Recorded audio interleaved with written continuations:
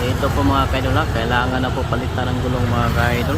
Yung isa sa pinakamagaling na tagapagpalit ng gulong mga kaidol. Kaidol, ito po yung isa sa pinakamagaling na tagapagpalit ng gulong dito sa Pulangco, Sumbonga del Norte mga kaidol. Ito po. Anong pangalan, boy? Sa ngalan mo? Janjan. Janjan. Ito po si Janjan mga kaidol ha. Dito lang po kayo magpapalit ng gulong mga kaidol. Murang-mura lang po. Garantisado po. Ito ha. Garantisado po yung trabaho mga kaidol. Kanilog lang dari kay. Ito po, may improvise po tayo na solar mga kaidol ha. Ito kami.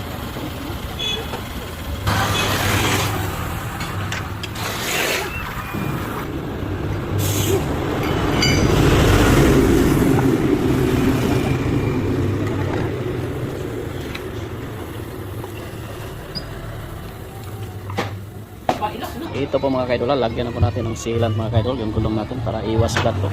Ito po si Janjan yung tapak mga kaidol sa mga busod-buslot.